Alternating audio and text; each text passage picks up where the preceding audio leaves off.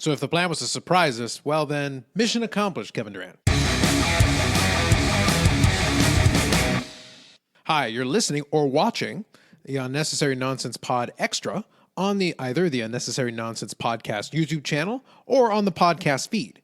So normally I don't do a lot of these, especially not in both venues at the same time, but I thought it'd be worthwhile to talk about Game 5 of the NBA Finals, but also kind of the implications that came out of it given a minor injury to a largely irrelevant player. I say that mostly in jest. But let me talk about Game 5 a little bit first, and then I'll get to the Kevin Durant thing. And then some other things that played off of it. When I'm going through this, I just want to make clear something that I've said on the podcast before, but if you've never listened to the podcast or never seen the YouTube channel, I'm based out of the GTA. So I'm near Toronto. Basically, I go to Toronto to go to work. So it's not far from me. So I'm near the mecca of Raptordom, the original Jurassic Park and not the offshoots all over the country. So for me, though, it's interesting because I'm old enough where I was in high school, basically, when the Raptors really started, when the franchise began. But I never really latched onto them. They're not my team. Baseball was really my first love, and then followed by hockey, being that I'm in Canada. Football came after that, and basketball was always kind of, I wouldn't even say fourth. Probably rugby or some other, random sport that you can insert here would probably have ranked higher than basketball for me. It was just never a sport that I gravitated to, that I was interested in.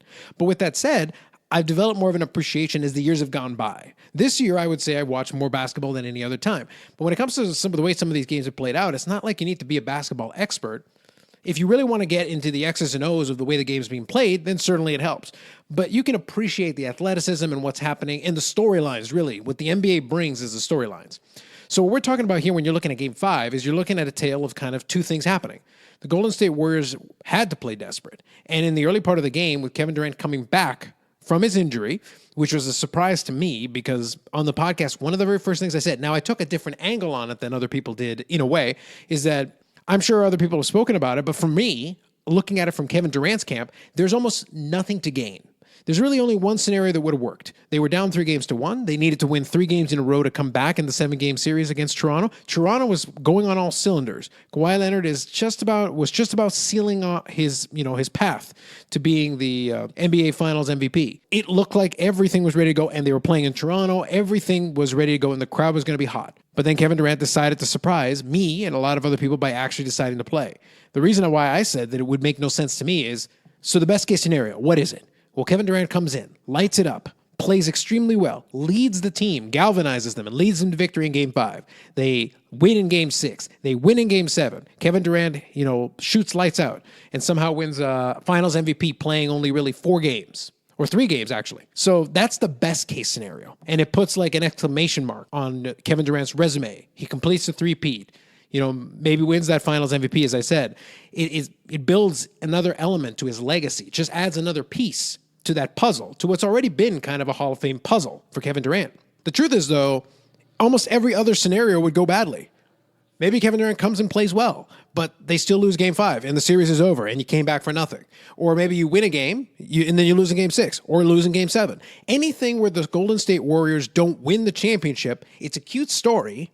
It's a good look for Kevin Durant that he came back from the injury, but who cares? It's irrelevant. And if he was an aging veteran, and this is kind of my point with the Kevin Durant thing, if he was an aging veteran who was on his last legs and needed to win this championship to, put a cap on their career because they've never won, I get it. Then amputate the leg and let's go. But for Kevin Durant, who's come off 2 NBA Finals MVP performances and has 2 rings in the last 2 years, trying for a third one this year with Golden State, there's almost nothing to gain and everything to lose. So as far as Kevin Durant coming into play, we can choose our path. We can be cynical. We can say Kevin Durant wanted to prove his haters wrong. He wanted to prove that, no, I know that I don't have to come back and play to prove anything, but I'm going to do it anyway to come back and prove something to you. We can take the angle that they would suggest. We can say, oh, Kevin Durant just wanted to play so badly and help his teammates. He just needed to get out there.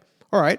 Or we can take the angle that the team tried to put some pressure on him. There's a lot of ways we can take it, but either way, he came, and in the early going, he was playing well before he got injured. But then he did get injured. And, reports are still early because he hasn't had an MRI on the injury yet. But it is, it's expected based on the comments at the postgame. It's an Achilles injury. And depending on the severity, not only would he be out for the series, it jeopardizes next NBA season. So now Kevin Durant's decision takes on a bigger context. So now, going into Game 6, which I'll talk about in a minute, but let's stick to this one. So what happens now if the Warriors lose in Game 6? Now they're going to go back to Oracle, but maybe they're running on fumes. So if Toronto wins in Game 6, they become the NBA champions, and then the Golden State Warriors are back to the drawing board, and Kevin Durant is on the shelf, potentially on the shelf next season too, and that could affect his entire future going forward. That's scenario 1. Scenario 2, they find a way to win back they find a way to win Game 6 and Game 7 and win the championship. We won it for Kevin. Great story, but still, you blew out your Achilles potentially for hoping that your team can win 2 in a row when Toronto, up until that point, had been playing extremely well. There's a lot of scenarios that really, I don't think, go very well. And if you're making a decision, if you think about it like a business decision, which to me in that scenario, it is a business decision. You made a conscious choice. And that's why I'll say a little bit about how I feel about the Kevin Durant decision myself. When you make that conscious decision, you have to really look at what's the best that can happen here and what's the worst that can happen here. And almost everything was the worst that could have happened. And basically, almost the worst case scenario is coming to pass. The only way that would be worse is if Golden State loses either Game 6 or Game 7, and it truly was for nothing. So that is yet to be decided. But for now, talking about Game 5. So they start off shooting extremely well, then Kevin Durant goes down. Golden State still has a lead for a while, and then Toronto manages to come back. Now, from Toronto's perspective, this scenario almost couldn't have played out any better. Kevin Durant came, gave them a lift, and then was gone. And Golden State was shooting almost as well as they could shoot in the first quarter and in the early part. But then they started missing a couple of shots, and Toronto was able to chip their way back into the game.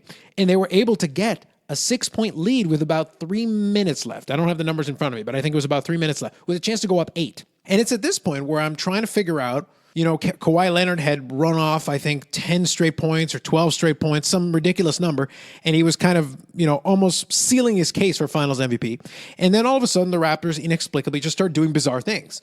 They just struggled to actually put together decent shots. And they managed to allow Golden State to get back into the game and take the lead. But even then, with all that said, with 15 seconds left, they're down by 1. With the opportunity to go down the court and to score a single basket. 2 points would be enough to get the lead and potentially seal the win and win the NBA championship in Toronto in front of your home fans. The crowd goes wild. We'd still be cleaning up the debris over in Toronto right now. But instead, they kind of pass the ball around, seemingly unfazed by the reality of it, make some very bizarre decisions, and then end up throwing up kind of a poor low percentage 3-point shot. So, needless to say, the Golden State Warriors, ran away, kind of stealing the game at the end. Even though they had been in control for a large chunk of that game, they did cough it up, and then once they coughed it up, it really did look like Toronto had it in their hands. There was a lot of things there in the closing sequence, which was probably the only, maybe the worst coaching little sequence there of the entire series for Nick Nurse. With all that said, they still had every opportunity to win that game. They did come back, so there's a lot of positives if you're Toronto. Where does that leave them for Game 6? I don't know if anybody has momentum. So they're going to be at Oracle. I suspect the crowd will be loud. I suspect they'll be supportive. It'll really depend on how well the Golden State Warriors are able to stay in the game. Toronto can take the crowd out of the game very early. And if they do, then, they should be awarded the trophy in Golden State. If not, then Game 7 becomes very interesting because then it is back in Toronto, but at the same time, there's going to be a lot of tension in that building if it goes to 7. With that said, I expect Toronto to win, but I have every opportunity here to be neutral on it where it doesn't really matter to me either way. The three-peat would be interesting. The comeback would be interesting. But at the same time, Toronto winning would be good for the city. It would be good for the fan base who have been very loyal. And I think in the long run, it would be good for basketball to have a little bit of that international flavor. Just to have a team outside of the United States actually win a championship that hasn't had a lot of success otherwise. They've been to the playoffs. They've done fairly well, but they would always get bounced. Just having that one magical run would be enough to kind of set the fan base into a different area. And the NBA wants that international flavor. So it wouldn't be bad for the NBA to have that. Ratings, the American television networks would hate it, but for one season, you can live with it. Now, that leaves me with addressing the other element, the elephant in the room. So there were some vocal Toronto Raptors fans who cheered on as they discovered that Kevin Durant was injured. And of course, that led into a whole cycle of classless. Well, here's the thing. I'm going to be completely honest with you. As I said, I'm fairly neutral as far as the outcome of the series. I do favor the Raptors slightly, only because, like as I said, it would be great for the fan base. It would be great for the city. It would be great to see, and also as great as the Golden State Warriors have been, it would be interesting to see somebody else win. So from those perspectives, I would favor them slightly. But the truth is, as I said, if Golden State wins, I'm not bothered by that. With that said, I don't care about Kevin Durant getting hurt. I'm not going to cheer. I wouldn't put myself in the group of people that would cheer Kevin Durant's injury. You don't wish an injury on anybody. But at the same time, I don't care. If the man gets run over by a car, I don't care. Maybe I'm a jerk. Maybe I'm a mean-spirited person. But at the same time, you live your life. You made a decision.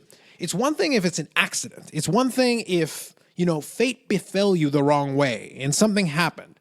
You contracted a horrific illness. These are things beyond your control.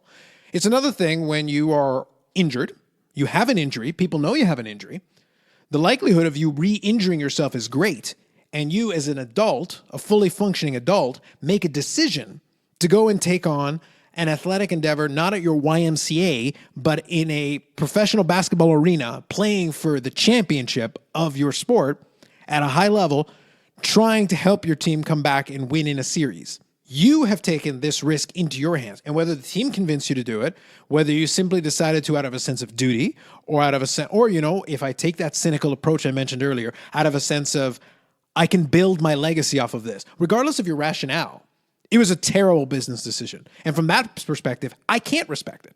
I don't care about the heroic element of it. No, you were stupid. And to be blunt, when you make a stupid decision, if something bad happens to you, I don't feel bad for you. And there's no reason for me to feel bad for you. He's a multi-millionaire who could have made even more multi-millions and may still do so. I would expect, he'll still get a contract of some kind. But he jeopardized it because of, at least to some level, in my opinion, ego, which is fine. But then I'm not going to cry any tears for you. I don't have time in my life to cry any tears for you when you made that decision yourself. And it was a bad decision. So it was a gamble that didn't pay off. And at the end of the day, Kevin Durant's going to have to live with that. And maybe he will. Maybe he'll be okay with it. I don't know what then that leads. The interesting thing, though, from the NBA perspective is if that injury turns out to be a long-term thing, if it actually leads to reverberations, if it has a long-term impact, that could affect the New York Knicks, assuming that they were in the driver's seat, which most people believe they would be. The New York Knicks were probably in a driver's seat to get Kevin Durant. Most people expected that Kevin Durant would probably leave Golden State. But regardless, even if he had considered staying with Golden State, well, if he's not available next season, it hurts Golden State, which shifts the balance of power in the West. It makes that a little bit more interesting. The Knicks were counting on Kevin Durant potentially coming to save them in the East. Well, if that's not in play, it suddenly gets a lot more interesting. And then missing out on Zion gets even worse for the New York Knicks. So it has an impact on the East. It has an impact all over. Because all of a sudden, one player that could potentially be a game changer for a lot of franchises is no longer available, at least potentially. Whether he's available or not as a free agent or in whatever the case is a different story. He may not be available to play. And that's going to have ramifications throughout the NBA. So again, that was a decision made potentially by one man for whatever reasons he decided to do it that has an impact all over the sport. So it is interesting. But that's why I say I don't feel bad for the guy. And I have nothing to feel bad for him for. For his sake, hopefully, Golden State is able to galvanize themselves and, are able to go there and win one for Kevin. But if they don't, then that's just an exclamation point on what ultimately was a terrible decision. And if that's the case, then he's good. Then I hope he's content with living with the ramifications of that choice. So that's really a lot of the things I wanted to talk about. Good luck to both teams in Game 6. We'll have to see how that plays out. Game 6 is on Thursday, so I'm recording this on a Tuesday, the day after the game. Game 5 happened. Depending on the scheduling, we may end up recording. I don't know if we're going to be able to record the podcast on Thursday. That's my intention. As I said, this video or audio that you're hearing is either on a podcast feed or on the Unnecessary Nonsense Podcast YouTube channel. Occasionally, I'll make videos like this, depending if an event warrants it. Otherwise, we put an archive of the podcast on there. Check it out. We would love to hear your feedback. You can tell me what an idiot I am, or how cold and heartless I am for not feeling bad for Kevin Durant. Regardless of whether, how you feel about that, we'd still like to hear your feedback on it. Otherwise, we can be found on iTunes, Spotify, or wherever you get your podcasts. And as always, we'll be back in some context before this weekend, talking about other sports topics. We'll probably talk more about this. and we'll talk about maybe where we think the NBA Finals is going to go, assuming it goes past Game 6. Because if we do record on Thursday, I don't know if we'll be recording before the game, during the game. I don't think we'll be able to record after the game because it'll be a little bit late to get a podcast going. Maybe we'll push it to Friday. It's hard to tell, but we'll figure it out.